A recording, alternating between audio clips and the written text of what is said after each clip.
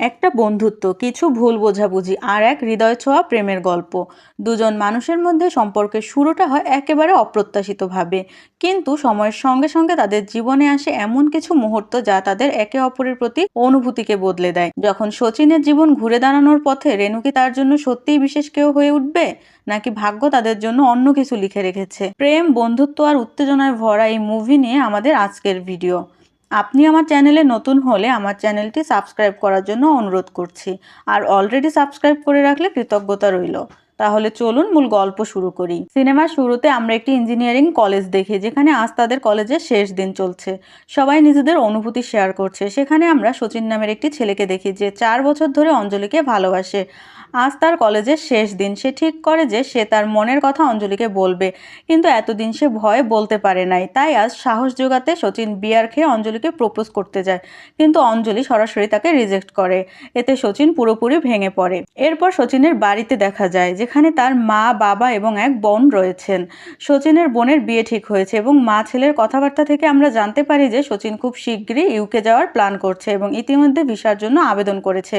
শচীনের মা ও বাবা গত 1 বছর ধরে একে অপরের সাথে কথা বলে না। এরপর শচীন তার বাবার কাছে বিদেশ যাওয়ার জন্য টাকা চায়, কিন্তু তার বাবা বলে যে তার কাছে শুধু মেয়ের বিয়ের জন্য টাকা আছে। তিনি আরো কিছু কথা বলেন, যা নিয়ে বাবা মার মধ্যে আবার ঝগড়া শুরু হয়। বিরক্ত হয়ে শচীন বলে, আমি নিজেই টাকা জোগাড় করব। এটা বলে সেখান থেকে বেরিয়ে যায়। তখন শচীনের বাবা তাকে বলে যে তাদের বেকারিতে একটি কেকের অর্ডার আসছে, ডেলিভারি দিতে হবে। শচীন কলেজ শেষ করার পর তার বাবার বেকারিতে ডেলিভারি বয়ের কাজ করে। কয়েকদিন পর শচীন একটি কুরিয়ার পায়। তার বন্ধুর ভিসা হয়ে যায়, কিন্তু ব্যাংক ব্যালেন্স ভালো না থাকায় শচীনের ভিসার আবেদন রিজেক্ট হয়। এতে সে খুব মন খারাপ করে ফেলে। তখন তার বন্ধু তাকে সান্ত্বনা দেয় এবং বলে 6 মাস পর আবার আবেদন করবে, তখন নিশ্চিত হয়ে যাবে। ঠিক সেই মুহূর্তে শচীনের বাবার ফোন আসে, যেখানে তিনি তাকে একটি জন্মদিনের পার্টিতে আইসক্রিম ডেলিভারি করতে বলেন। শচীন যখন ডেলিভারি করতে ক্লায়েন্টের বাড়ি যায়, তখন শচীন বুঝতে পারে যে এটি তার স্কুলের বন্ধু আমলের বাড়ি। তখন আমল তাকে ভেতরে নিয়ে যায় এবং দুজনে একে অপরের খবরাখবর নিতে শুরু করে। তখন শচীন আমলকে বলে, আমি ইউকে ভিসার জন্য আবেদন করেছিলাম, কিন্তু তা অ্যাপ্রুভ হয়নি। সবাই জানতো আমি ইউকে চলে যাব, কিন্তু ভিসা না হওয়ায় এখন কাউকে মুখ দেখাতে চাই না, যে কোনোভাবে বাড়ি থেকে কিছু দিনের জন্য দূরে চলে যেতে চাই। এছাড়াও অঞ্জলি আমাকে রিজেক্ট করেছে। তুমি কি কিছুদিন আমার থাকার ব্যবস্থা করে দিতে পারবে? এরপর শচীন অমলকে জিজ্ঞেস করে তার ভবিষ্যৎ পরিকল্পনা কি। তখন অমল বলে, আমি গেট পরীক্ষায় উত্তীর্ণ হওয়ার পর রুরকি যাব, কারণ আমার গার্লফ্রেন্ড সেখানেই থাকে। তখন শচীন তাকে অনুরোধ করে, ভাই আমার জন্য কিছু একটা করো, যাতে আমি এখান থেকে বের হতে পারি। রাতে যখন শচীন বেকারিতে ছিল, তখন অমল সেখানে আসে এবং বলে, আমি গেট পরীক্ষার প্রস্তুতির জন্য হায়দ্রাবাদ যাচ্ছি। যদি তুমি বাড়ি থেকে বের হতে চাস, তাহলে আমার সাথে গেট কোচিং শুরু কর, তুইও একটা ভালো চাকরি পাবি। শচীন এতে রাজি হয়ে যায়। এরপর আমরা রিনু নামের একটি মেয়েকে দেখি, যে তার নতুন চাকরিতে যোগ দেয়। প্রথম দিন তার এক টিম মেম্বার রিনুকে দলের সবার সাথে পরিচয় করিয়ে দেয় এবং সবাই তাকে আন্তরিকভাবে স্বাগত জানায়। রিনু জানতে পারে যে তার টিমে আদি নামে একজন ছেলে আছে, যে সবকিছুতেই পারদর্শী। এরপর রিনু কৃতিকা নামে এক মেরিট ফ্ল্যাটে ওঠে, যেখানে নিহারিকা নামে আরেকজন মেয়ে থাকে, যে প্রায়ই নেশায় আসক্ত, সারাক্ষণ গান বাজনা এবং স্মোকিং করে কাটায়। এদিকে আমরা দেখি অমল ও শচীন হায়দ্রাবাদে আসে গেট কোচিং এর জন্য। অমল আগে থেকে একটি রুমের ব্যবস্থা করেছিল, তবে সমস্যাটা ছিল সেখানে মাত্র একটি বিছানা ছিল। তাই দুজন মিলে ঠিক করে অমল সপ্তাহে 3 দিন বিছানায় শুবে, আর বাকি দিনগুলো শচীন সেখানে শোবে। আর সানডেতে টস করা হবে, যে জিতবে সে বিছানায় ঘুমাবে। এভাবেই তাদের নতুন জীবন শুরু হয়। একদিকে রিনু তার চাকরি করছে, আর অন্যদিকে শচীন কোচিং নিচ্ছে। তবে শচীনের মোটেও পড়াশোনায় মন বসছে না, কারণ তার আসল উদ্দেশ্য ছিল শুধু বাড়ি থেকে বেরিয়ে আসা। এরপর এক রাতে রিনু ও তার বন্ধুরা ছাদে বসে বিয়ার খাচ্ছিল। তখন রিনু বলে, এই অ্যাপে একটা ভালো ছেলে পেলাম না, তাই অ্যাপটা ডিলিট করে দিচ্ছি। তখন কৃতিকা মজা করে বলে, তোর চাহিদা এত বেশি যে তোর জন্য ছেলে খুঁজে পাওয়া সম্ভব না। রিনু বলে, আমি তো শুধু একটা ভালো চাকরি ও ভালো স্বভাবের ছেলেকে খুঁজছি, এর চেয়ে বেশি আর কি চাইতে পারি। তখন নিহারিকা মজা করে বলে, আমি এই বিয়ার ক্যানের বোতল নিচে ফেলে দেব, আর যার উপর পড়বে তার সাথে বিয়ে করে নিবি। এরপর ক্যানটি এক বৃদ্ধের উপর পড়ে। তখন বৃদ্ধ চিল্লাপাল্লা করতে শুরু করে। বৃদ্ধের গলা শুনেই সবাই দৌড়ে পালিয়ে যায়। এদিকে শচীন যখন নিচে ঘুমাচ্ছিল, তখন অমল তার প্রেমিকার সঙ্গে রোমান্টিকভাবে কথা বলতে থাকে, যার কারণে শচীন ঘুমাতে পারে না। ফলে পরদিন ক্লাসের সময় সে ঘুমিয়ে পড়ে, আর শিক্ষক তাকে ক্লাস থেকে বের করে দেয়। এরপর যখন অমল ও শচীন বাইরে খেতে যায় তখন শচীন বলে আমার এখানে থাকতে একদম ভালো লাগছে না, আমার এক বন্ধু তামিলনাড়ুতে আছে, আমি তার সাথে গিয়ে কিছু করার চেষ্টা করব। কিন্তু অমল তাকে বোঝায় ভাই এদিক ওদিক ঘুরে কিছুই হবে না, নিজের একটা লক্ষ্য ঠিক কর, তাহলেই কিছু করতে পারবি। ঠিক তখনই তাদের কোচিং এর স্যার সেখানে আসেন এবং কথোপকথনের মাধ্যমে বোঝা যায় যে তারা দুজনেই স্যারের খুব ফ্রেন্ডলি। স্যার দুজনকে বিয়েতে আমন্ত্রণ জানান আর তারা রাজি হয়। তবে সমস্যাটা ছিল যে বিয়ের স্থান অনেক দূরে ছিল। তখন অমল বলে আমি আমার কাজিনের গাড়ি নিয়ে আসব।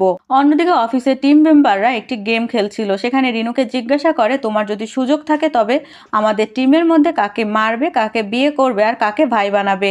রিনু চারপাশে তাকিয়ে বলে শুভেমকে মারবো আর শ্রীনুকে ভাই বানাবো আর আদিকে বিয়ে করব। এদিকে আদি পিছনে দাঁড়িয়ে সব শুনছিল, সে তখন কিছু না বললেও ওয়াশরুমে গিয়ে আনন্দে আত্মহারা হয়ে যায়, কারণ আদি ও রিনুকে পছন্দ করতে শুরু করেছে। তাই সে সবকিছুতে আরো বেশি পারফেক্ট হওয়ার চেষ্টা করে যেন রিনুর চোখে ভালো লাগে। এরপর আদি তার টিমকে বলে আমাদের বিয়েতে যেতে হবে, বিয়েতে আমরা একটা ডান্স পারফর্ম করব আর তাতে রিনু ও আদি মূল চরিত্র থাকবে। পরদিন সবাই বিয়ের অনুষ্ঠানে পৌঁছে যায়, সেখানে দুহানের দাদু তাদের একটি মূর্তির গল্প বলেন, এই মূর্তিটি আমাদের পূর্বপুরুষরা তৈরি করেছিলেন। এদিকে শচীন ও অমলও বিয়েতে আসে, তবে শচীন ভুল করে ব্রেকের বদলে অ্যাক্সিলেটর চাপ দেয়, যার ফলে তাদের গাড়ি সরাসরি মূর্তির সাথে ধাক্কা খায় আর মূর্তিটি পড়ে গিয়ে সোজা আদির গায়ে পড়ে। যদিও আদির কোনো বড় ক্ষতি হয় না, তবুও সে রেগে গিয়ে তাদের দুজনকে মারতে আসে। তখন রিনু সেখানে এসে তাকে শান্ত করার চেষ্টা করে, কিন্তু শচীন যখন রিনুকে দেখে তখন সে প্রথম দেখাতেই তার প্রেমে পড়ে যায়। এরপর হলদি অনুষ্ঠানে শচীন বারবার রিনুকে দেখছিল আর অমলকে বলে রিনুকে পছন্দ করে ফেলেছে। পরে আদির টিম তাদের পারফরমেন্স দেয়, যেখানে রিনু ও আদি খুব কাছাকাছি নাচছিল। এটি দেখে অমল বলে সম্ভবত ওরা প্রেমিক প্রেমিকা, কিন্তু শচীন বলে ভাই এমন কথা বলিস না, আমি এটি সহ্য করতে পারবো না। কিছুক্ষণ পর আদি ও রিনু এসে শচীনের সামনের সিটে বসে, তখন শচীন রিনুকে ইমপ্রেস করার জন্য কৌতুক বলতে শুরু করে। রিনু তার কৌতুকে খুব হাসতে থাকে, যা দেখে আদি জেলাস ফিল করে, তাই সেও নিজের ফোন থেকে কৌতুক পড়তে শুরু করে। কিন্তু এতে রিনু হাসে না, কারণ সে কৌতুকটি পুরানো ছিল। এটি দেখে আদি বিরক্ত হয়ে উঠে চলে যায়। রাতের খাবারের পর যখন রিনু ও কৃতিকা একসাথে বসেছিল তখন শচীন ও অমল সুযোগ বুঝে তাদের সাথে কথা বলতে আসে। তারা চারজন খুব ভালোভাবে একে অপরের সাথে মিশে যায় এবং নিজেদের সম্পর্কে অনেক কিছু শেয়ার করে। তখন শচীন বলে আমি কিছুদিনের মধ্যে হায়দ্রাবাদ থেকে চেন্নাই যাচ্ছি, সেখানে একটি চাকরি করব, কারণ এখানে থাকার আমার কোনো কারণ নেই। তখন রিনু বলে হ্যাঁ, যদি থাকার কোনো কারণ না থাকে তাহলে চলে যাও। এদিকে বিয়ের পর কৃতিকা রিনুকে বলে আদি তাদের সাথে হায়দ্রাবাদ যেতে পারবে না, কারণ তাকে কাজের জন্য বিশাখাপত্তনমে যেতে হবে। তখন রিনু বলে এখন আমরা কিভাবে একা যাব। এরপর বিয়ে শেষ হলে অমল ও শচীন হায়দ্রাবাদ ফিরে যাওয়ার জন্য রওনা দেয়। শচীন খুব মন খারাপ করে, কারণ সে রিনুর সাথে দেখা হবে না। ঠিক তখনই রিনু ও কৃতিকা এসে তাদের সাথে হায়দ্রাবাদে যেতে চায়। এটি দেখে শচীন খুব খুশি হয় এবং সবাই একসঙ্গে আনন্দের সাথে হায়দ্রাবাদ ফিরে যায়। যাত্রাপথে তারা অনেক মজা করে এবং রাতে হায়দ্রাবাদ পৌঁছে তাদের নাম্বার এক্সচেঞ্জ হয়। এরপর শচীন অমলকে জানায় যে সে আর চেন্নাই যাবে না, কারণ সে এখানে হায়দ্রাবাদে থাকার একটি কারণ খুঁজে পেয়েছে। তারপর শচীন রুমে গিয়ে বলে গেট কোচিং আমার পক্ষে সম্ভব নয়, তাই আমি এর পরিবর্তে চাকরি করব। তখন অমলকে অনুরোধ করে তোর খালার রেস্টুরেন্টে যদি একটা কাজের ব্যবস্থা করে দিতে পারিস তাহলে ভালো হয়। পরদিন অমল তার খালার সঙ্গে কথা বলে এবং শচীনের জন্য একটি চাকরি ঠিক করে দেয়। এদিকে অফিসে মেয়েদের নিরাপত্তার কথা ভেবে আদি সবার জন্য পেপার স্প্রে উপহার দেয়। অন্যদিকে নতুন চাকরি পেয়ে শচীন ও অমল নতুন রুমে উঠে যায়। এরপর তারা রিনু ও কৃতিকাকে থ্যাংক ইউ বলতে ফোন করে এবং জানতে পারে যে তাদের অ্যাপার্টমেন্ট খুব বেশি দূরে নয়, বরং তারা ছাদ থেকে সহজেই একে অপরকে দেখতে পারবে। তারপর অমল তাদের চায়ের আমন্ত্রণ জানায় এবং তারা রাজি হয়। চা খাওয়ার সময় কৃতিকা ও রিনু শচীনকে জিজ্ঞেস করে তুমি তো চেন্নাই যাওয়ার কথা বলেছিলে, সেটার কি হলো? তখন শচীন বলে আমি এখানে একটা চাকরি পেয়েছি আর এখন আমি এখানে খুশি। এরপর শচীন রিনুকে জিজ্ঞাসা করে এই উইকেন্ডে তুমি ফ্রি থাকলে আমরা কি কোথাও যেতে পারি? রিনু এতে রাজি হয়। ওরা চলে যাওয়ার পর অমল শচীনকে জিজ্ঞাসা করে তোর কাছে কি বারে যাওয়ার জন্য টাকা আছে? তখন শচীন বলে আমি কিছু টাকা জমিয়েছি, এতেই কাজ হয়ে যাবে। এদিকে যখন বারে যাওয়ার জন্য রেডি হয়ে বের হবে তখন কৃতিকা বলে আমার মনে হচ্ছে অমল এইসব শুধু আমার জন্য করছে আর হয়তো আজ আমাকে প্রপোজ করবে। আসলে কৃতিকা শীঘ্রই বিয়ে করতে চলেছে, তাই সে ভাবছিল যে সত্যিটা অমলকে জানাবে, তবে তারা জানতো না যে আসলে শচীন সবকিছু রিনুর জন্য করছে। এদিকে রিনুর মনে পড়ে যে নিহারিকার কাছে একটি বাইনোকুলার আছে, তাই সে যায় দেখার জন্য যে শচীন রেডি হয়েছে কিনা, কিন্তু জানালার ফাঁক দিয়ে তাকাতেই দেখা যায় যে শচীন জানালার পাশে দাঁড়িয়ে তোয়ালে সরিয়ে নাচছে। এটি দেখে রিনু লজ্জা পায় ও মুখ লাল হয়ে যায়। ঠিক সেই সময় নিহারিকা জানতে পারে যে সবাই বারে যাচ্ছে, তাই সেও জোর করে তাদের সাথে যেতে চায়। এরপর কৃতিকা শচীনকে বলে এখন আমাদের আরেকজন ছেলের দরকার, যাতে সবাই কাপল এন্ট্রি পায়, না হলে প্ল্যান ক্যান্সেল হয়ে যাবে। তখন শচীন অমলের খালাতো ভাই থমাসকে ফোন করে বারে আসতে বলে। তখন 6 জন একসঙ্গে কাপল সেজে বারে যায়। বারে অমল কৃতিকাকে একান্তে ডাকে। কৃতিকা বুঝতে পারে যে অমল তাকে প্রপোজ করতে চলেছে, তাই আগে থেকেই বলে দেয় যে সে বিয়ে করতে যাচ্ছে। এটা শুনে অমল বলে আমি আমার কথা বলছি না, আমি শচীন ও রিনুর কথা বলছি। যদি সম্ভব হয় তাদের একটু কথা বলার সুযোগ করে দাও। কিন্তু কৃতিকা বলে শচীন ও রিনুর একসঙ্গে হওয়া অসম্ভব, কারণ রিনু সবকিছু ভবিষ্যৎ ভেবে করে আর শচীন যা খুশি তাই করে। সে আরও বলে অফিসে একটা গুজব রটেছে, রিনু ও আদি বিয়ে করতে পারে, কারণ রিনু এমন একজন পরিণত মানুষ খুঁজছে আর আদি তেমনই একজন। এটা শুনে শচীনের মন ভেঙে যায়, সে প্রচণ্ড দুঃখ পায় আর প্রচুর মদ খায় এবং বার থেকে বেরিয়ে যায়। পরদিন সকালে অমল বলে এখন যখন সত্যিটা জেনে গেছিস তাহলে নিশ্চিন্তে চেন্নাই চলে যেতে পারিস। কিন্তু শচীন তখনও ভাবছিল যে সে একবার রিনুকে প্রপোজ করার চেষ্টা করবে। এদিকে অফিসে রিনু এখন পার্মানেন্ট হয়ে গেছে, এই আনন্দে সে একটি পার্টি দিতে চায় এবং শচীনের রেস্টুরেন্ট থেকে কিছু বার্গার অর্ডার করে। শচীন দ্রুত তার অর্ডার ডেলিভারি করতে যায়। শচীনের পরিশ্রম দেখে রিনু বলে তুমি যদি ভালো চাকরি চাও তাহলে আমাকে তোমার সিভি পাঠিয়ে দিও, আমি তোমার জন্য একটি চাকরি খুঁজে দেব। এরপর সবাই যখন বার্গার খাচ্ছিল তখন আদি জিজ্ঞাসা করে এই বার্গার কোথা থেকে অর্ডার করেছো।